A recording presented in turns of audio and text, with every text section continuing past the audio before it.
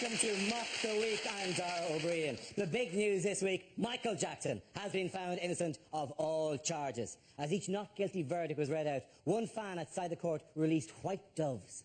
Well, they weren't really doves. They were blackbirds with a rare skin disease.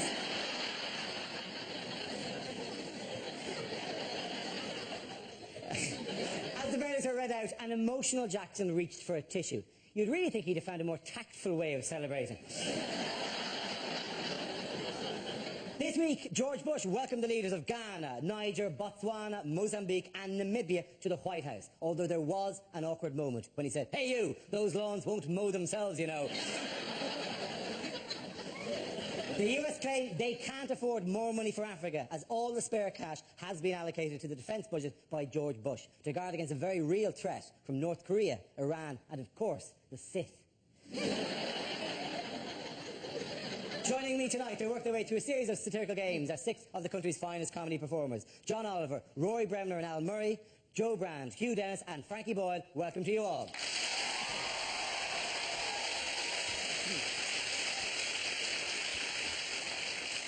Let's kick off with a round called Headliners. I show the teams a photo of someone who's been making the news this week, along with the initial letters of a newspaper headline. The teams have to tell me what the letters stand for. Here's a picture of Michael Jackson, but what does JFNG stand for? Is it Jackson's face needs grouting?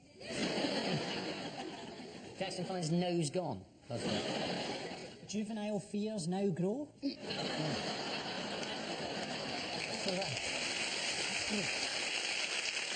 Jury found in Neverland Garden.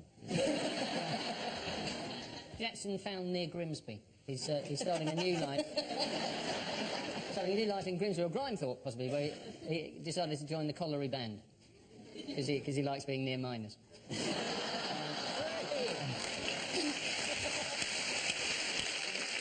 You know, he's now set up a website and a wristband that says "Make Puberty History." That's just for legal reasons. He was found innocent, by the way. No. Yeah, we're not disputing that, are we? Actually, I think what they meant was not guilty enough.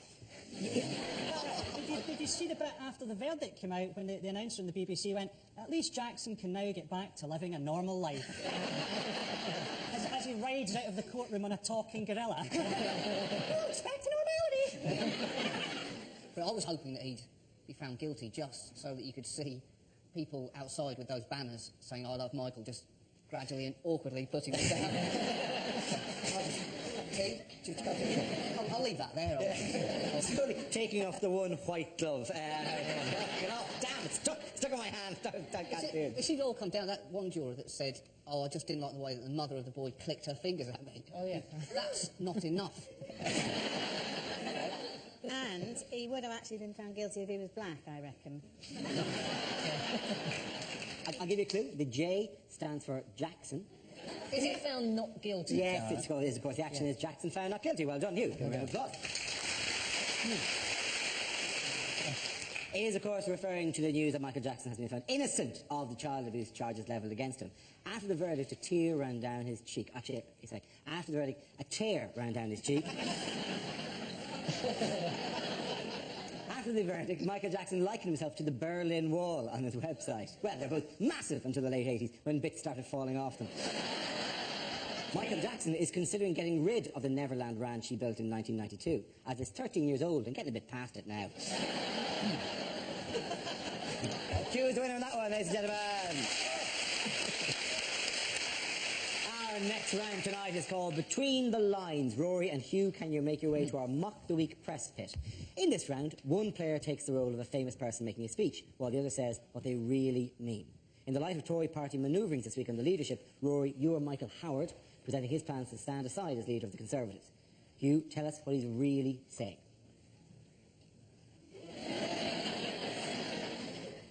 At the last election, we had a remarkable result. We lost. It was a tremendous achievement. We lost really badly. But there's still a lot of work to be done. Bye then.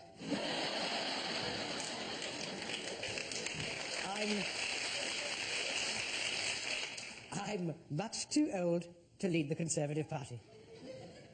Kenneth Clarke is much too old to lead the Conservative Party. I've laid out a sensible time frame for my departure. I must be back before sunrise.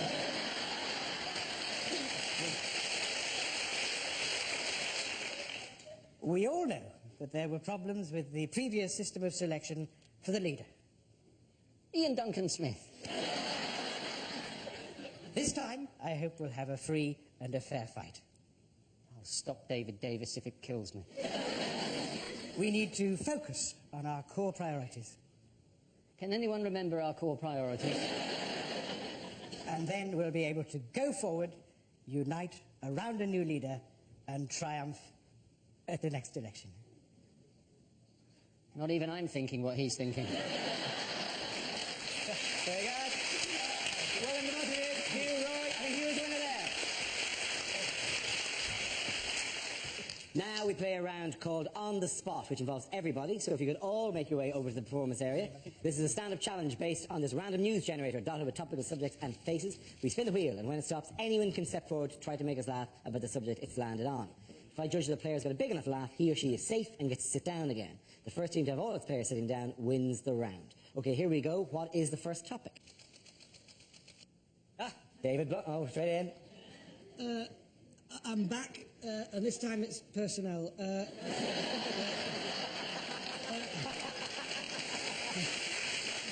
When the phone rang, I didn't know whether they'd offered me a job or served me with an antisocial behaviour order. Tony said, we've got a crisis, and he sent me the figures, and they're the worst figures I've ever felt. Today, I will bring forward draft proposals. Sorry, I'll read that again. Draft proposals. No, right, first time. Well done, Rory. Sit down. Thank you very much. Okay, let's have another topic, please. The next topic is transport. Who wants to come in on that? Frankie. Now, I never travel by Virgin Trains on the principle that it's not a great recommendation if the guy who owns the train network chooses to travel by hot air balloon. What is it with the new toilets on trains? What was wrong with a toilet door that just locked? Now it's like this multiple choice system. So if anything goes wrong, you're going to be sitting there while the whole wall slowly slides away. And you're unveiled like a prize on a quiz show. For 500 points, a shitting woman. Well done, Frankie. Very good. Frankie, you can sit down. Okay, let's spin the wheel again. The next topic is charity. Joe, you go for that? All this talk of famine makes you a bit peckish, doesn't it? It's comic relief, right? Keep asking me if I'll go out to Africa, you know, to sort of comfort people. But how are they going to feel with me getting off the plane? Hello?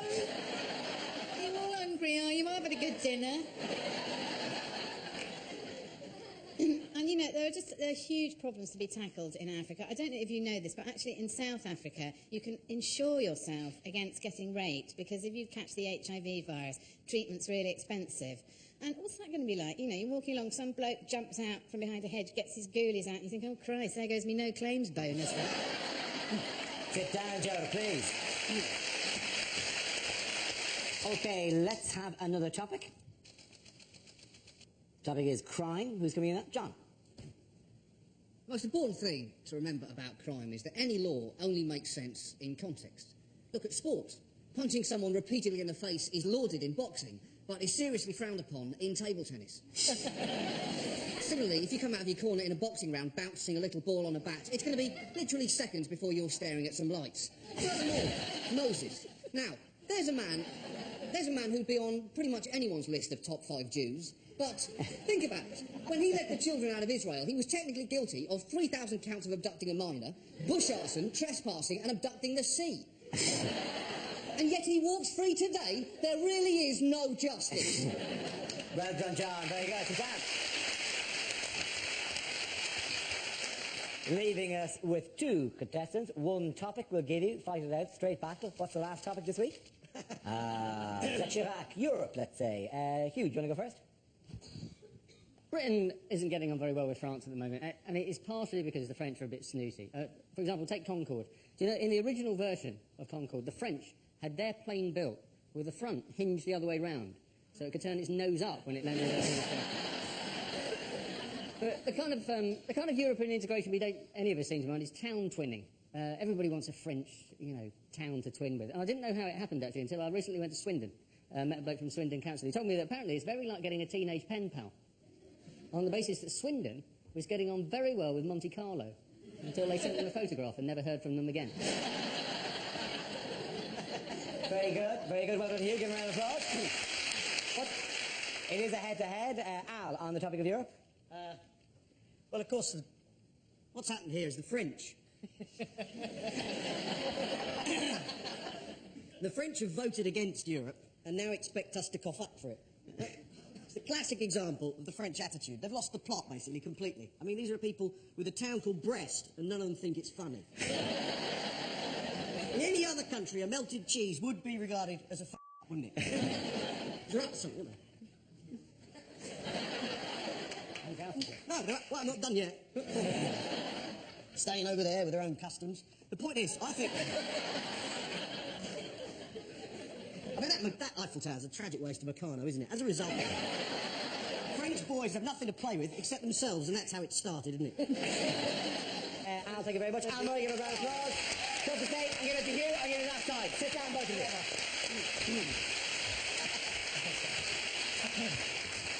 Our next round tonight is called If This Is the Answer, What Is the Question? On the board are 6 categories relating to current events. For each category, I read out an answer, and the players have to guess what the question might be.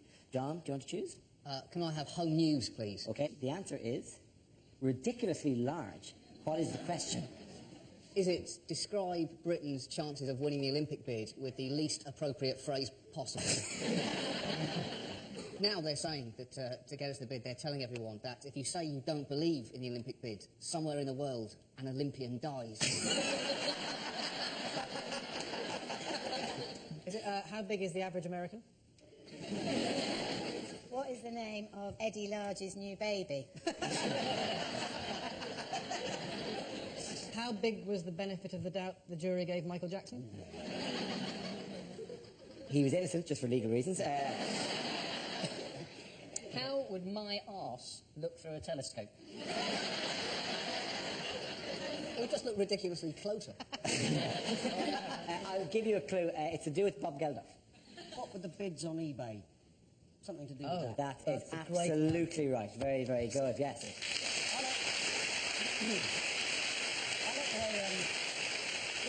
Geldof would be a handy man to know, though, because he can fix anything by going on the TV and shouting about it. And I have a tumble dryer.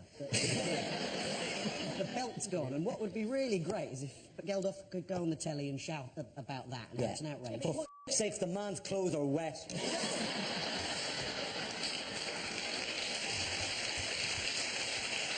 He won't do anything useful about it. He'll just get 1 million people to get hold of your dryer and throw it into the sea. Nothing will actually help. He wants 1 million people to go around to Al's house, take his wet clothes, and run them around the garden for 2 hours, and then hand them back. That's the way you do it. The question I was looking for is, what kind of bids did people make on eBay in order to sabotage Live 8 ticket touts? When it was revealed that eBay was holding a number of auctions for Live 8 tickets, Bob Geldof called the chairman of eBay an electronic pimp, which is still better than being called Fifi Trixabel. This week as well, the Boomtown Rats announced they are suing Bob Geldof for unpaid royalties, although their actual words were, give us our money. Because they too were doing a Bob Geldof impersonation when they did it. OK, Joe, which category would you like? Can I have European news, please? You go for European. Your category is European news. The answer is very difficult. What is the question? How do you frown when you're Anne Robinson? How does Wayne Rooney find thinking? Is it the answer to the question, have you ever tried to shag a kestrel? Even more difficult if they're flying, apparently. Although actually, that doesn't answer the question. That actually sounds like a yes, really. Have you ever tried to shag a kestrel? Very difficult. Boy, if you pull it off, that's a shag you'll remember for the rest of your life. Yeah. Do you think that was the subtext of the film Kes? It was a love story. Is it Jack Straw enjoys basic level Sudoku puzzles, what level of Sudoku puzzle does Jack Straw tell people that he enjoys? And if he'll lie about that, what else will he lie about? I mean, he hasn't lied about it, I've made it up, but I think the point has to stand. You're right, there's no smoke without fire. Exactly, unless of course, you've got a smoke machine, but still, the point stands. There is rarely smoke without fire, I meant to say, at that stage. Yeah. Well, not if you've got a toaster, I find. How easy is it to set fire to a swimming pool? I'll give you a clue. It's to do with a rocky relationship.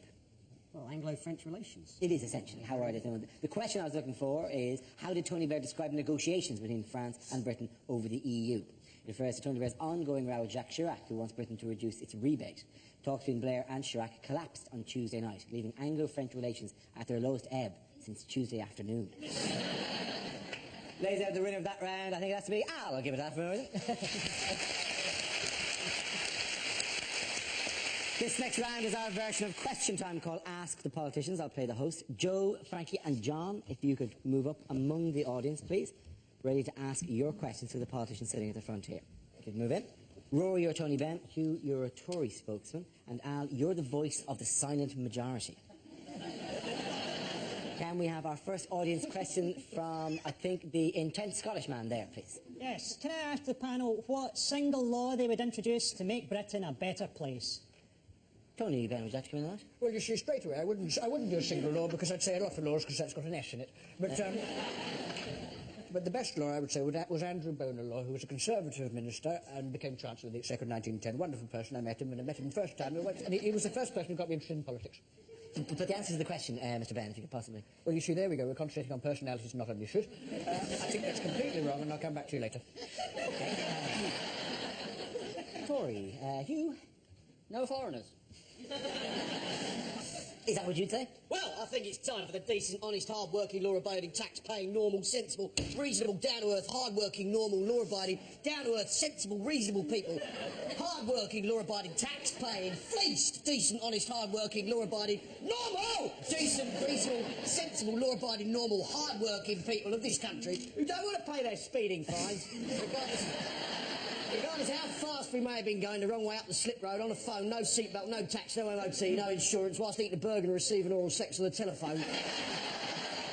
Have you got anything better to do, officer? It's time for us to speak. And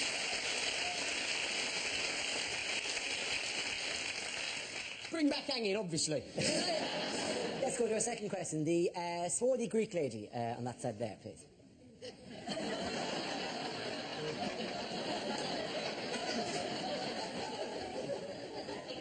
Yes? Oh, thanks. I was just wondering that as Britain chairs the European presidency, what changes should we be making? And would anyone like some falafel? Falafel, Tony Benn? Well, I've never falafeled in my life, and And the European Union?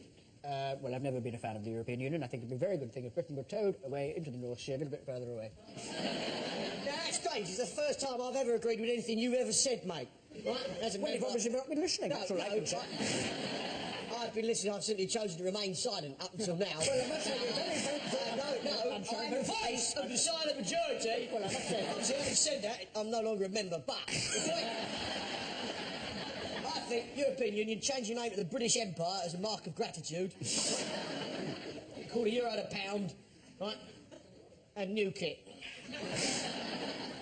That, you surely would possibly agree with that?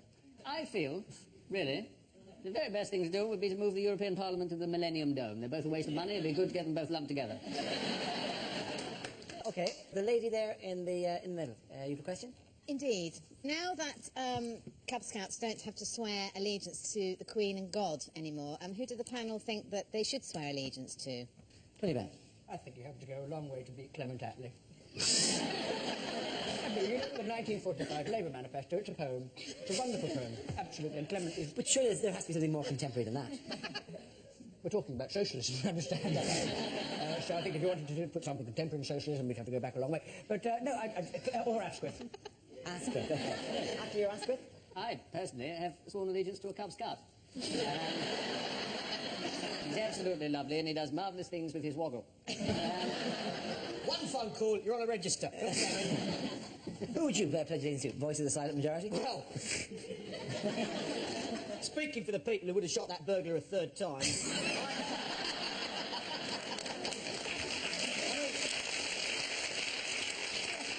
He shouldn't have done that anyway. He should have dug a pit with steel spikes, some manure on the spikes and a rug on the top. In comes the burglar, falls in. Who's there?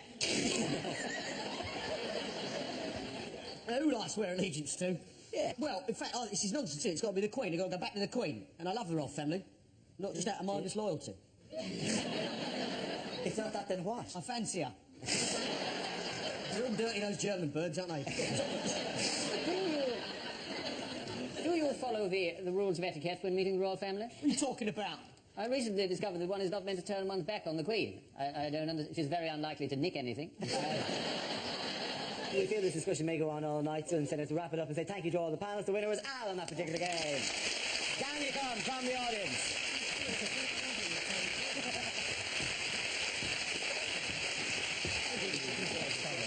And now we come to our final round. It's called Scenes We'd Like to See. This is for everyone, so if you can make your way over to the performance area, please. I call it ideas for scenarios we'd love to see, and the performers come in with their suggestions. So if you're all ready, here we go with the very first of these. Bad ways to start a party political broadcast. Hello.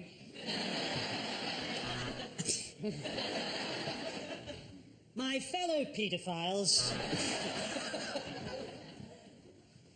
Hang on, I'll be with you in a minute.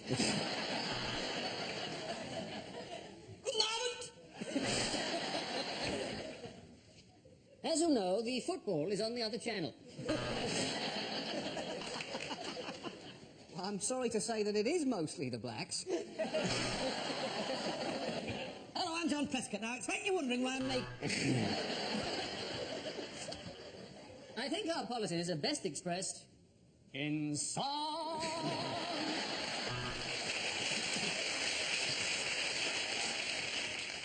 During the next 3.5 hours... Now, look, we all know we're not going to win. Death to the West.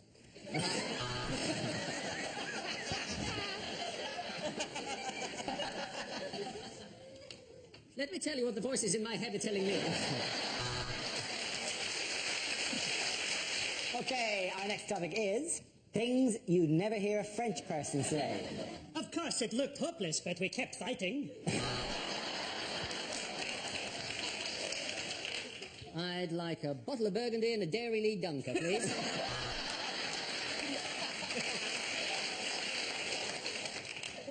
You're English. How nice to meet you. J'aime beaucoup, Monsieur Jeremy Clarkson. I've just bought a wonderful little holiday home in the south of Birmingham.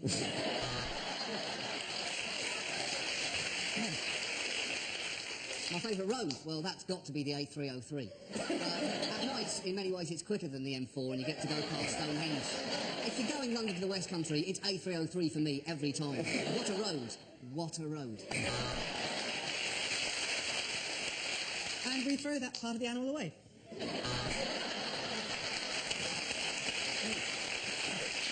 Okay, our next topic is what the voices in Tony Blair's head are saying. You will obey.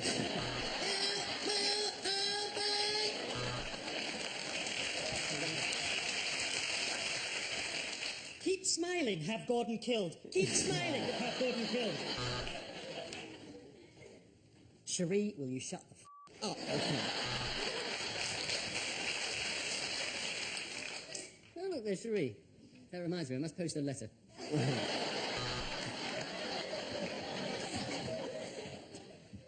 I like big butts and I cannot lie. I wonder what John Prescott looks like in hot pants. Mustn't get a stiffy.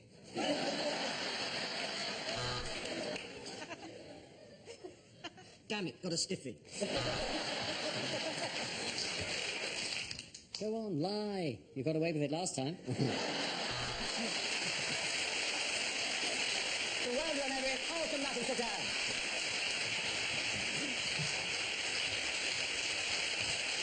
to the end of the show. This week's winners are Joe Brown, Hugh Dennis and Frankie Boyle. Commiserations to Al Murray, Roy Bremer and John Oliver. Thank you for watching. Until next week, good night. Well, from one extreme to the other, the complexity of life in a small French community. Stay with us here on 2 for a fond and fascinating portrait of a local schoolteacher.